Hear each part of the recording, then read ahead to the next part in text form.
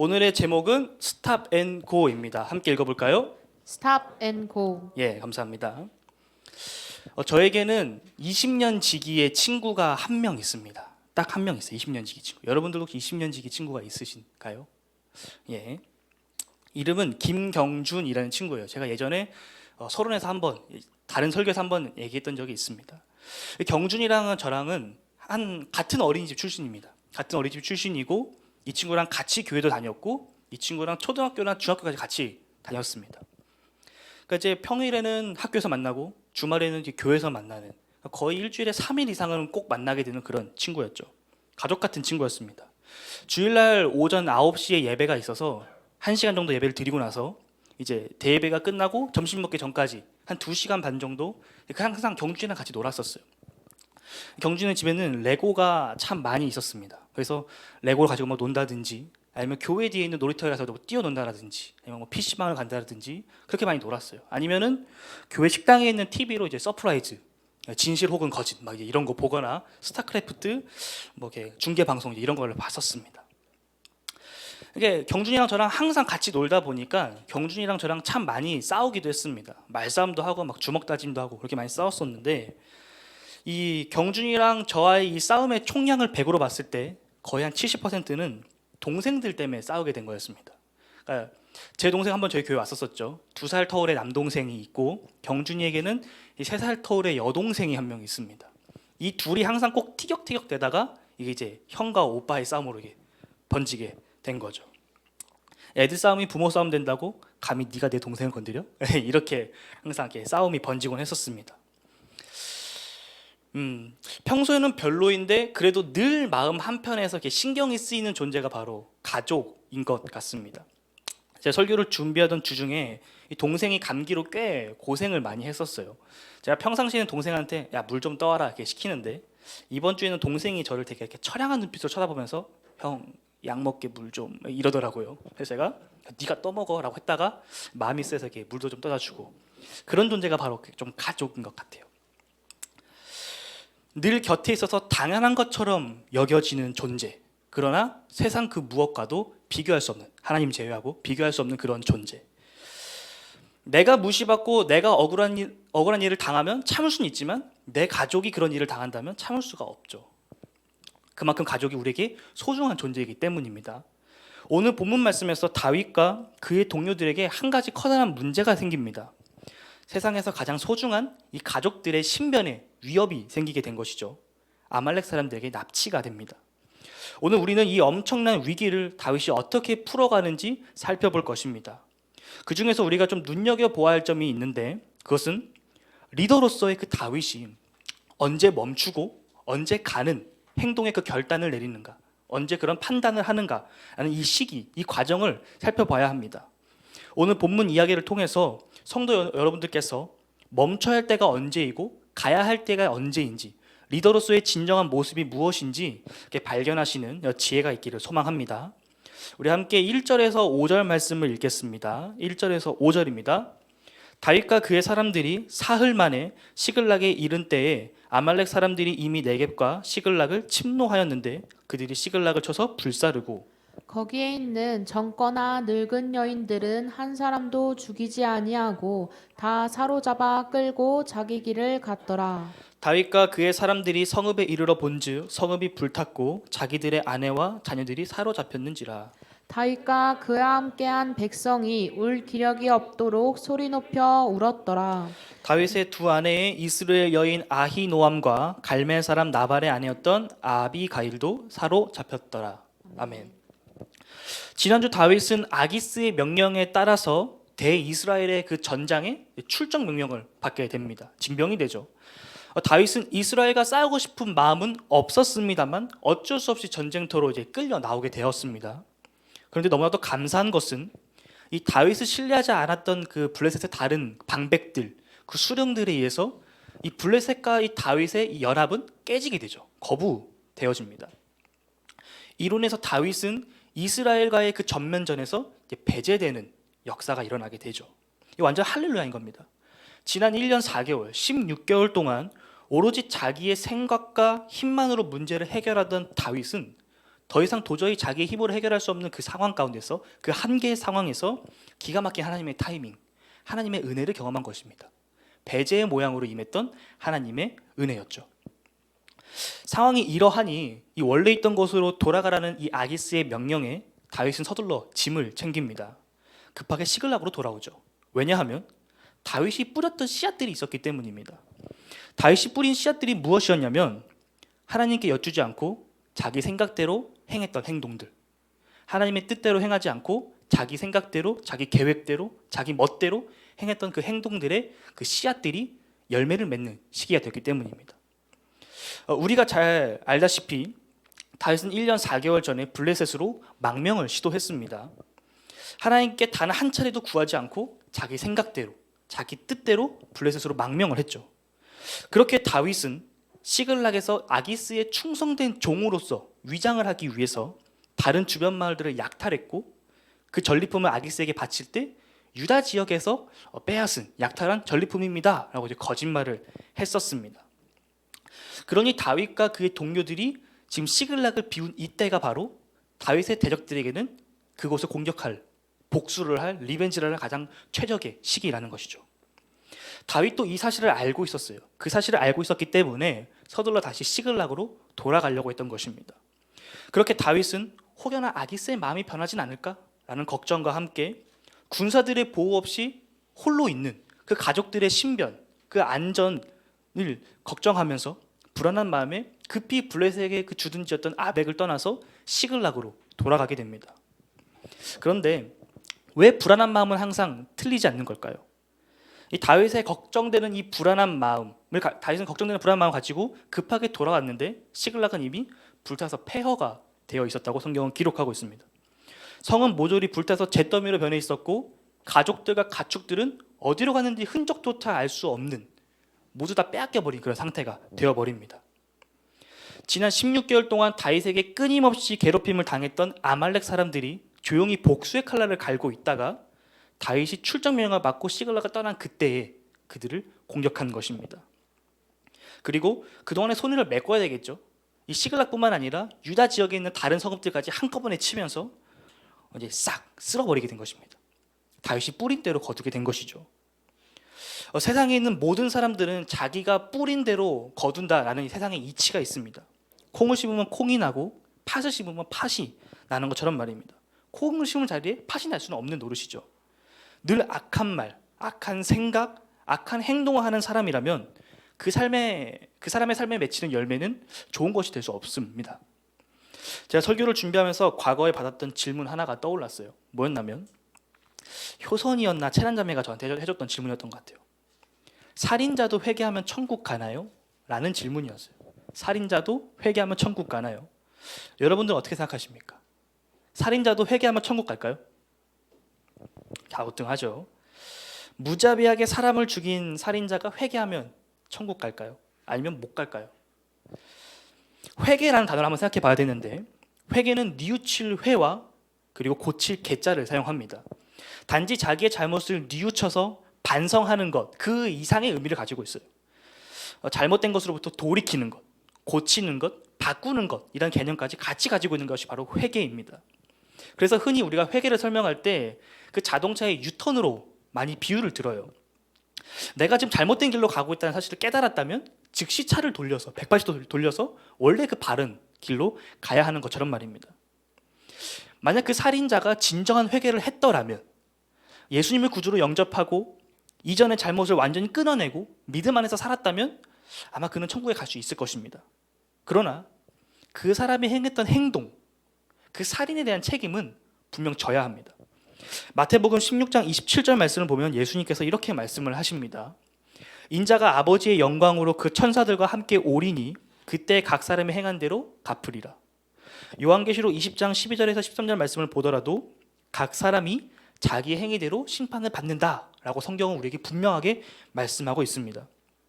이런 행위에 대한 대가는 이 종말의 때, 심판의 때에만 일어나는 것이 아닙니다. 우리가 살아가고 있는 현실에서도 일어나죠. 그에 대한 책임을 져야 됩니다. 동생 아벨을 죽였던 가인은 다른 사람들의 분노와 이 살해 위협으로부터 도망치고 늘 숨어 지내는 운둔자의 생활을 하게 됩니다. 칼로 흥한 자는 칼로 망한다고 죄는 죄를 낳고 악은 악을 낳게 되는 것이죠. 오늘 다윗도 뿌린 대로 거두게 된 상황입니다. 그동안 다윗이 행했던 행동들이 부멜랑이 되어서 돌아온 거죠. 하나님이 아닌 자기 생각대로 자기 뜻대로 행하며 수많은 피를 흘렸던 다윗에게 그 칼날이 되돌아온 것입니다. 그러니 여러분 조심하시길 바랍니다. 우리의 말과 행동을 조심해야 합니다. 작은 실수가 눈덩이처럼 불어나서 커질 수가 있어요. 이번 금요일 큐티 말씀이었죠. 어리석은 사람은 제 입으로 한 말 때문에 망한다. 이 어리석은 사람이 아닌 지혜로운 사람으로 누군가를 실족시키고 넘어뜨리는 사람이 아니라 사람을 살리고 세우는 그러한 사람이 되시기를 주님으로 축복합니다. 아멘.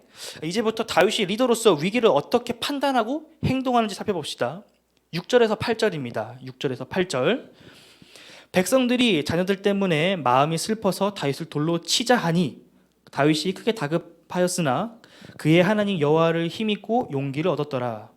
다윗이 아히멜렉의 아들 제사장 아비아달에게 이르되 원하건대 에봇을 내게로 가져오라. 아비아달이 에봇을 다윗에게로 가져가매 다윗이 여호와께 묻자와 이르되 내가 이 군대를 추격하면 따라잡겠나이까 하니 여호와께서 그에게 대답하시되 그를 쫓아가라. 내가 반드시 따라잡고 도로 찾으리라. 아멘. 다윗은 모든 것을 잃어버렸습니다. 사랑하는 가족도, 가축을 비롯한 소유물들도, 또 자신이 통치하는 성읍도, 심지어 이 허탈하고 이 받아들일 수 없는 이 충격적인 현실 가운데 그 다윗의 그 동료들은 그 모든 책임을 다윗에게 돌리며 다윗을 돌로 쳐서 죽이려고까지 하죠. 그는 리더십까지 잃어버렸습니다. 다윗은 그가 가진 모든 것을 잃어버렸습니다. 이 모든 것을 잃어버린 다윗이 선택할 수 있는 것, 붙잡을 수 있는 것은 딱 한 가지, 단 한 가지뿐이었습니다. 바로 하나님이었죠. 저는 이 부분이 다윗이 변한 포인트라고 생각을 합니다. 지난 16개월 동안 자기 뜻대로, 자기 생각대로, 자기 멋대로 행하던 다윗이 이제는 다시 이전에 우리가 알고 있던 그 다윗, 신앙의 본이요, 이 믿음의 롤모델인 다시 그 하나님을 붙잡는 그 다윗의 모습으로 체인지가 됩니다. 변화됩니다.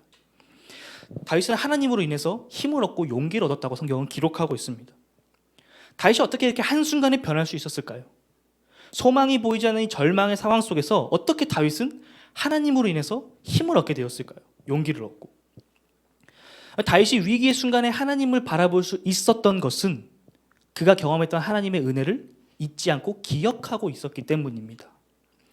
지난주 자신의 힘으로는 도저히 어떻게 할 수 없는 그 상황 가운데서 이 배제의 모양으로 임했던 하나님의 그 역사하심, 그 은혜를 다윗은 잊지 않고 기억하고 있었기 때문이에요. 거대한 문제의 소용돌이 속에서 이 물살을 거슬러 올라가지 못한 채 허우적거리고 있는 그 상황에서 하나님의 은혜를 경험했던 다윗은 자신의 생각을, 자신의 발걸음을 멈춥니다. 그동안 자신이 의지하고 선택했던 자신의 생각, 이성, 계획, 그보다 훨씬 더 크신 하나님의 계획과 섭리에 자신의 모든 것을 맡깁니다. 집중해요. 그렇게 다윗은 자신의 계획을 멈추고 제사장 아비아달에게 에봇을 가져오라고 명령합니다. 하나님께 뜻을 구하겠다는 의미죠. 사람이라면 누구나 자리에서 일어나서 잃어버린 가족을 찾아 나서야 하는 그 상황에서 어떻게 생각하면 생각보다는 몸이 먼저 움직이게 될 그런 상황에서 다윗은 멈춤을 택합니다. 멈춤. 다윗의 멈춤은 주님을 향한 그의 신앙 고백이었어요. 다윗이 변한 신앙의 터닝 포인트가 바로 이 지점입니다.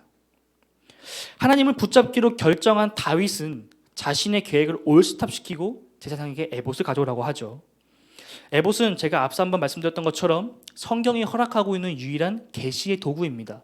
그러니까 하나님의 뜻을 구할 수 있는 도구로서 성경이 유일하게 말하고 있는 것입니다. 다윗은 에봇을 통해서 하나님의 뜻을 구합니다. 우리가 2주 전에 살펴봤던 사울과는 대조되는 모습이죠. 하나님께서 허락하지 않았던 방법, 곧 신접한 여인을 통해서 이 샤머니즘적인 이 주술행위를 의지했던 사울. 그러나 그 반면에 다윗은 하나님께서 허락하신 올바른 방법으로 하나님의 뜻을 구합니다. 다윗이 하나님께 구한 내용을 살펴보면 굉장히 심플한데, 하나님, 제가 저 침략자들을 따라잡을 수 있을까요? 요거 한 가지를 묻습니다. 그런데 하나님께서는 이러한 다윗의 기도에 무려 3가지로 답을 주십니다. 첫째, 가라, 추격하라는 거죠. 둘째, 반드시 따라잡을 것이다. 그리고 셋째, 도로 찾을 것이다. 이렇게 세 가지로 답을 주십니다.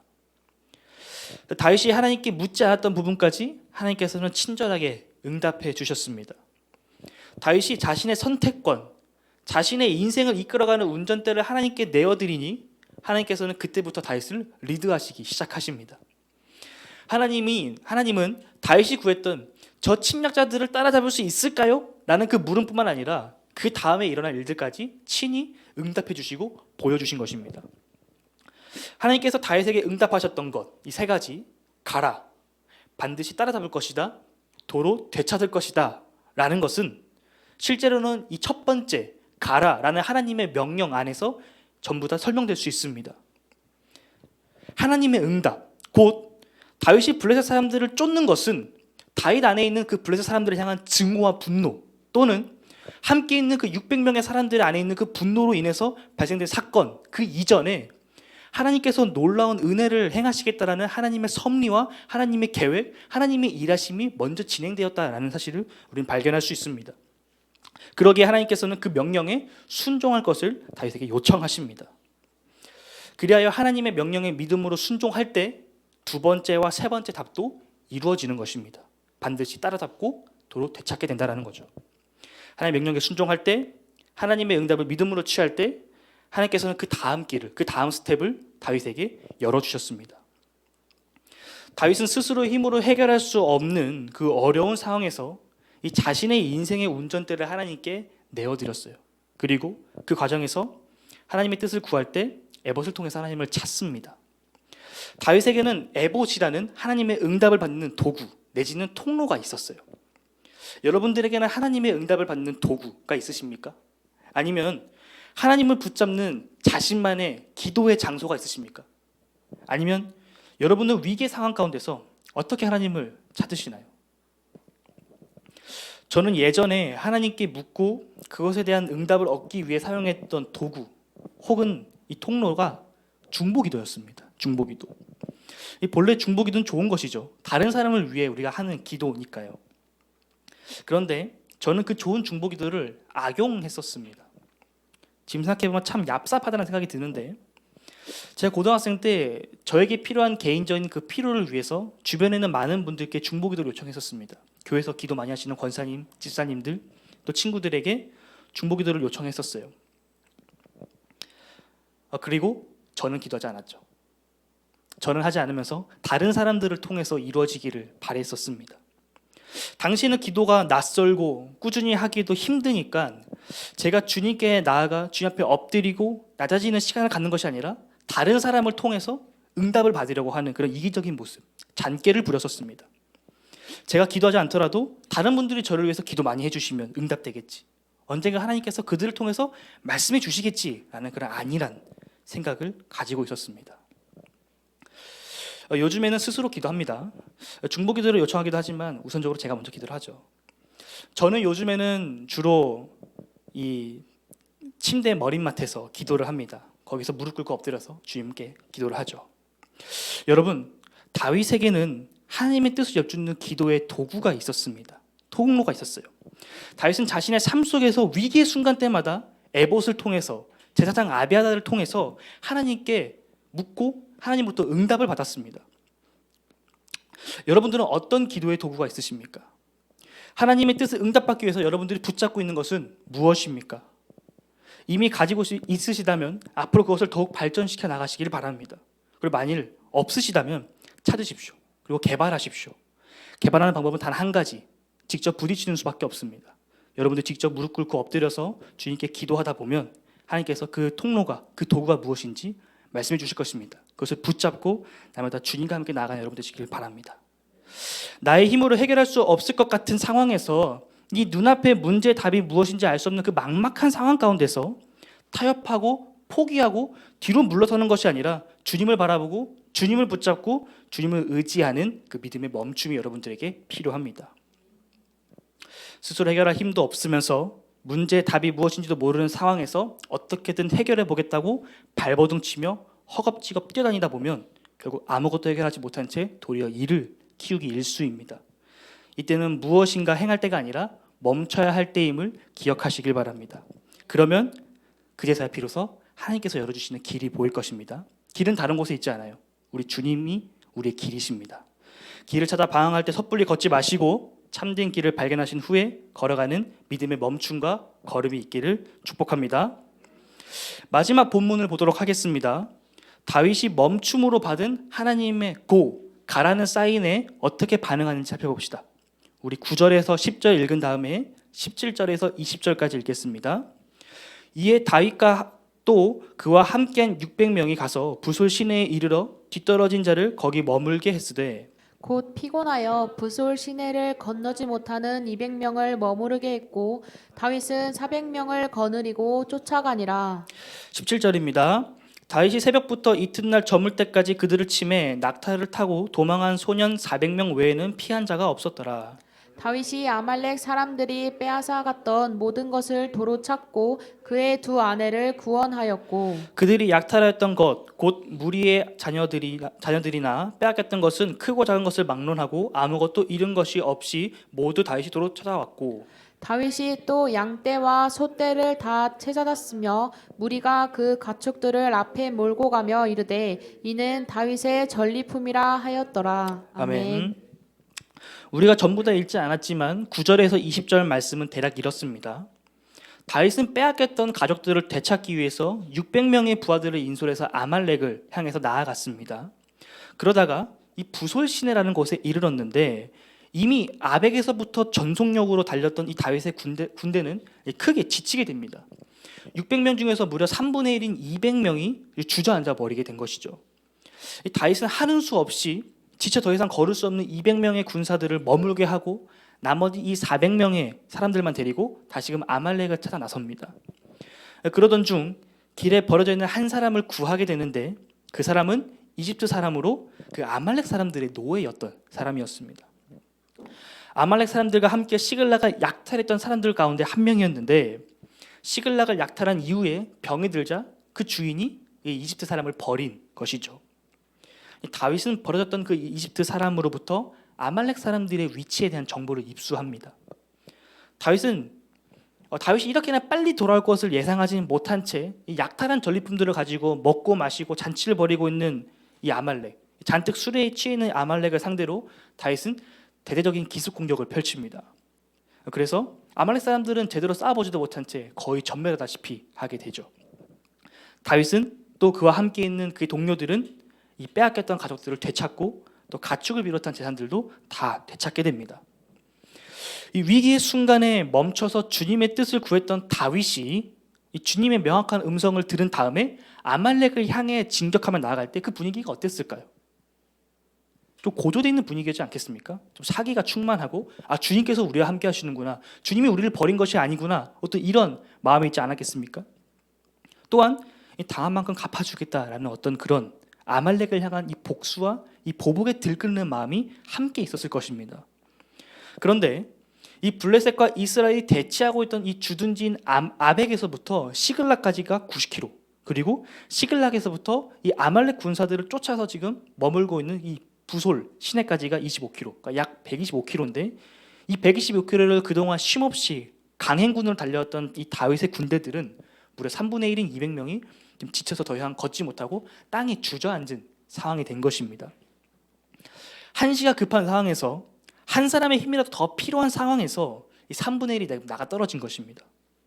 다윗에게 임한 두 번째 큰 위기이죠. 여러분이 다윗이라면 이 상황에서 어떻게 하시겠습니까? 한시가 급하니까 지친 사람들을 좀 일으켜서 야 빨리 가자 라고 했을까요? 아니면은 늘 필요 없어 하고 버리고 400명 데리고 갔을까요? 참 어려운 상황입니다. 3분의 1이 나가 떨어진 상황, 이 위기를 극복하기 위해 힘을 하나로 뭉쳐도 이 모자란 이 상황에서, 이 초를 친 이 상황에서 다윗은 어떻게 생각하고 어떻게 판단하고 행동했을까요? 다윗은 과감하게 지쳐서 더 이상 걷지 못하는 200명의 사람들과 또 아직 체력이 남아있는 그 400명의 사람들을 분리합니다. 분리해서 이 각자의 역량에 따라서 이 지친 200명에게는 부솔 시내에 머물면서 짐을 지키게 하고 나머지 400명을 데리고서는 이제 아말렉을 쫓아갑니다. 본문 속 다윗의 이 모습은 당황하거나 좌절하거나 실망하거나 하는 모습들이 등장하지 않습니다. 이 두 번째 큰 위기 가운데서 그런 모습들을 보이지 않아요. 그저 하나님께서 가라라고 하신 그 명령에 속전속결로 움직이는 다윗의 모습만을 성경은 우리에게 말하고 있습니다. 다윗이 그가 가진 병력 3분의 1, 200명의 사람들이 사라졌음에도 불구하고 좌절하지 않아요. 그는 흔들리지 않습니다. 그 이유는 다윗이 행한 그 모든 행동과 이 결정에 다윗이 하나님께 여쭈었던 응답에서부터 이 모든 것들이 비롯되었기 때문입니다. 여러분이 믿으시는 하나님은 어떤 분이십니까? 상황이 변할 때마다 응답이 달라지는 분이십니까? 아니면 상황이 좀 꼬이고 어려워지면 해결하지 못하는, 능력이 안 되는 그런 분이십니까? 아니요, 우리 하나님은 그런 분이 아니십니다. 우리 하나님, 우리가 믿고 의지하는 하나님은 상황에 따라서 좌지우지 되시는 분이 아니십니다. 문제에 따라서 할 수도 있고 할 수도 없는 그런 분이 아니십니다. 우리 하나님은 어떤 분이십니까? 전지하신 하나님이시죠. 모든 것을 아시는 분이십니다. 또한 전능하신 분이십니다. 모든 것을 행할 수 있는 능력의 하나님이시죠. 그리고 영원하신 하나님이시고 신실하시며 약속을 지키시고 변함이 없으신 하나님이십니다. 하나님은 상황보다 훨씬 더 크신 분이십니다. 상황과 문제가 하나님의 통제 아래에 있지 하나님께서 그 상황과 문제 아래에 계시지 않습니다. 상황이 변한다고 해서 이 하나님의 응답이 달라지는 것은 아닙니다.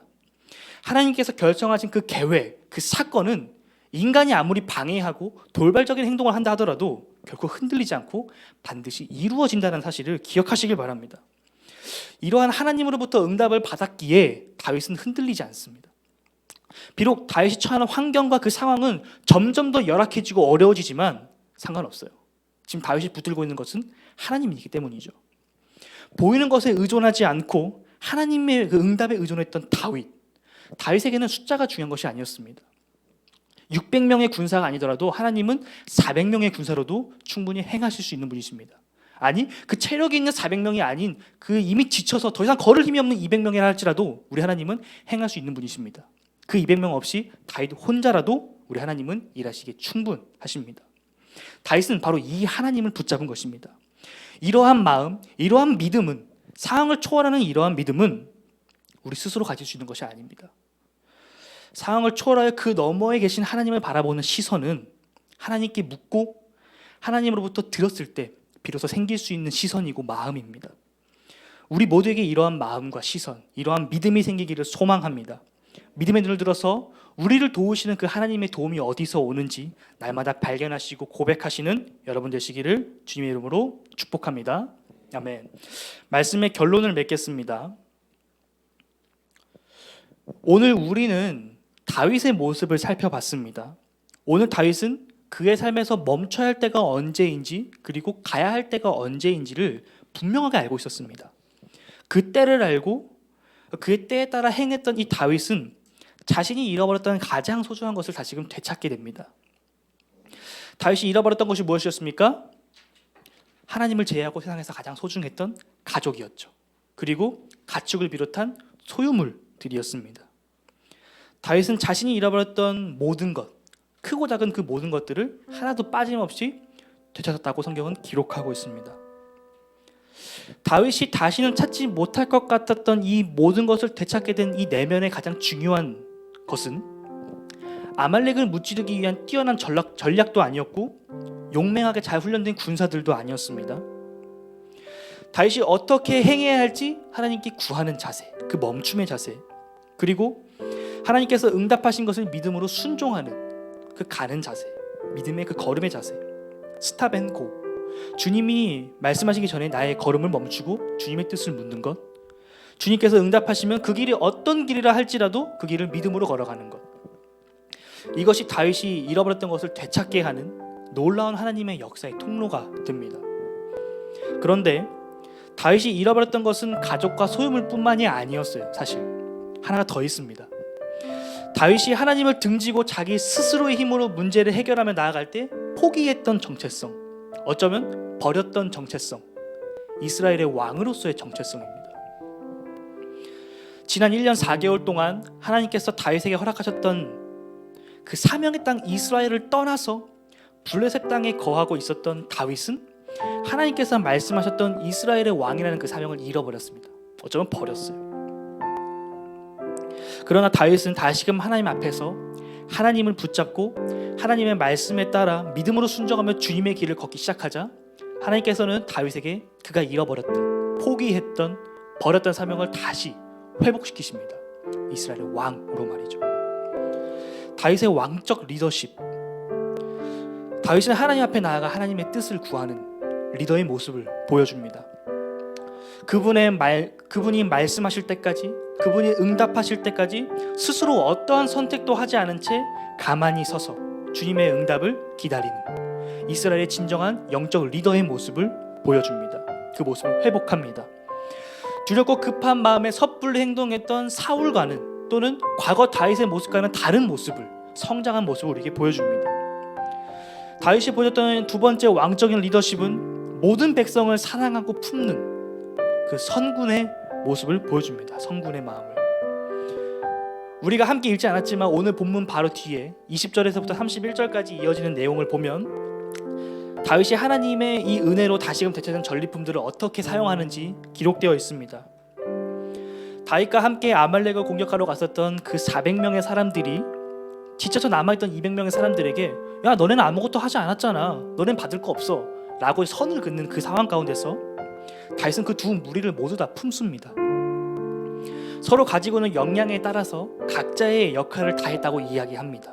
그리고 무엇보다도 이 아말렉과의 이 리벤지전에서 다윗이 취한 승리는 자신의 힘으로, 자신들이 이뤄낸 승리가 아니라 하나님의 승리요, 하나님의 은혜임을 선포합니다. 그러기에 모두가 균등하게 가져야 된다고 이야기를 하죠. 다윗의 이러한 믿음의 결단과 선택은 이스라엘의 율례와 규례로 자리 잡아서 오랫동안 이스라엘 백성들이 따르는 전통이 됩니다. 신앙의 본으로서의 모습을 다시 회복한 것이죠. 또한 이 전리품들을 이스라엘 유다 지역에 있는 장로들에게 보내주며 그들이 빼앗겼던 것을 다시 원래대로 돌려줍니다. 그렇게 다윗은 도망자의 생활 끝에서 자기 멋대로 생각하고 행동하던 그 생활 끝에서 하나님의 은혜와 축복을 나누는 이스라엘 왕으로서 굳건하게 세워지게 됩니다. 우리는 우리의 인생에서 언제 멈추고 어느 때에 가야 하는 것일까요? 우리가 잃어버린 것, 우리가 찾아야 할 것은 무엇일까요? 사람이 제 아무리 자기의 길을 계획할지라도 그 걸음을 인도하시는 분은 우리 하나님이십니다. 사람이 아무리 지혜롭다 할지라도 우리 하나님보다 지혜로울 수 없으며, 사람이 아무리 강하다 하더라도 우리 하나님보다 강할 수는 없습니다. 위기의 순간 다윗의 멈춤이 혹 누군가가 보기에는 답답하고 미련하고 멍청한 짓으로 보일 수도 있습니다.